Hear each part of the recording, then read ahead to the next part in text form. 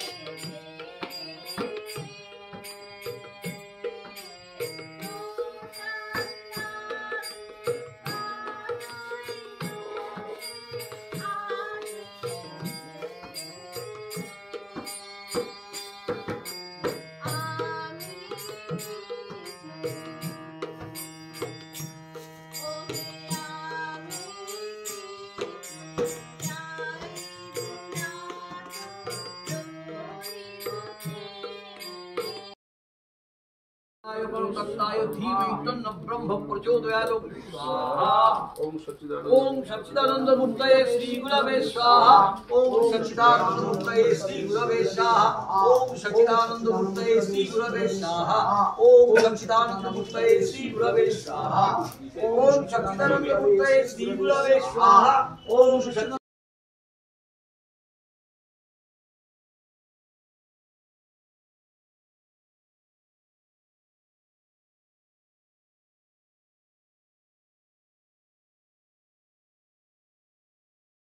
Yogesho Narayano Krishna Vishnu Nirasayo Jagodisho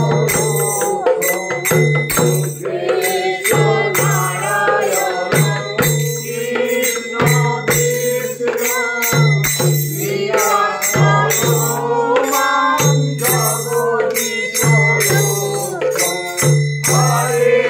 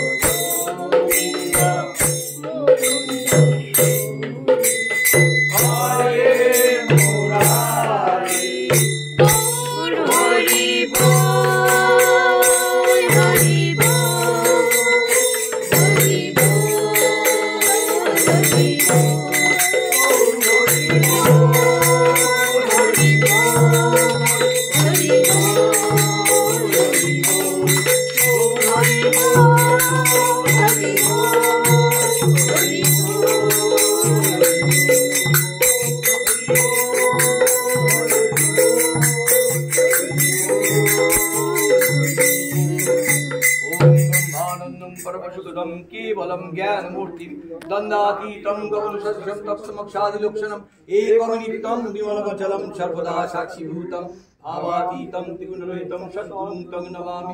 ॐ अखण्डमण्डलाकारं व्याप्तं येन चराचरं तत्पदं दर्शितं येन तस्मै श्रीगुरवे नमः।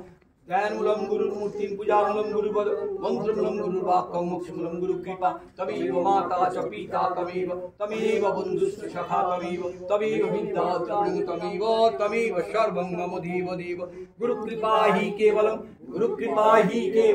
शान्तिमय दीपं गुरुकृपा हि केवलम्। ॐ नमो नमस्ते नमो नारायणाय गुरवे ॐ नमो नमस्ते नमो नारायणाय गुरवे ॐ नमो नमस्ते नमो नारायणाय ओम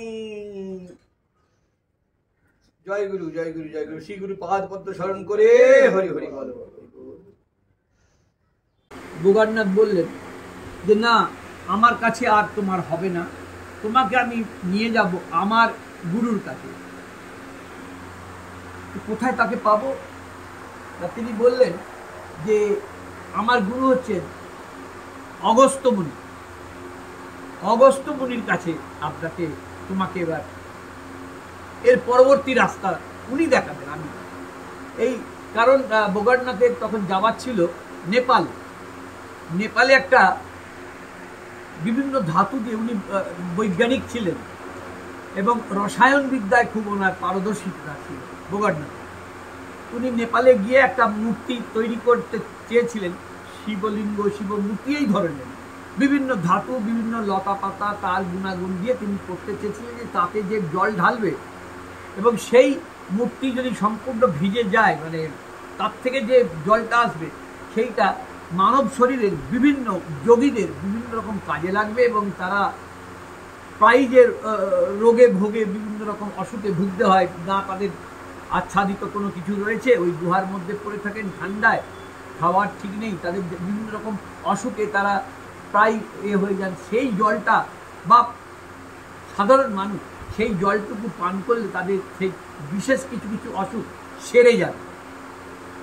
এইটা নিয়ে উনি গবেষণা করছিলেন এবং বাবাজি মহারাজকে ছেড়ে উনি চলে গেলেন নেপাল। আর বাবাজি মহারাজকে বলে গেলেন যে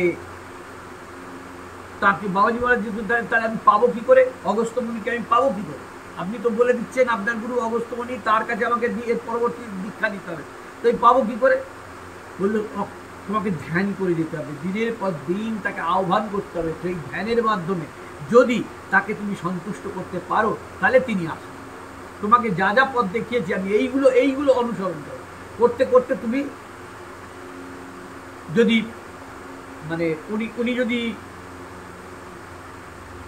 মনে করেন যে হ্যাঁ এনাকে দীক্ষা দিয়ে এনাকে পরবর্তী কাজ শেখানো দরকার তাহলে তুমি আসবে। বাবাজি মহারাজ দিনের পর দিন খাওয়া নেই দাওয়া নেই, অগস্ত্য মুনি ধ্যান করে যাচ্ছেন, তাকে ডাকছেন। যখন একবারে জীর্ণ শীর্ণ প্রায় মৃতপ্রায় অবস্থা, সেই সময় অগস্ত্য মুনি এসে দেখা দিলেন, বললেন কি করেছো শরীরে, ওঠো ওঠো চলো। না বাবা আমাকে তো পরবর্তী রাস্তা দেখাতে হবে, আপনি না দেখালে আমি যাবো কি করে? তখন বলছেন আগে তুমি শরীরটা ঠিক করো, সেই জিনিসটা করার মতো তোমার শরীরের সেই জোর নেই, সেই ক্রিয়া করার মতো তোমার শরীরের সেই এটা তুমি পারবে না কিছু, এই শরীরে এই রুগ্ন শরীরে তুমি সেই ক্রিয়া পারবে না।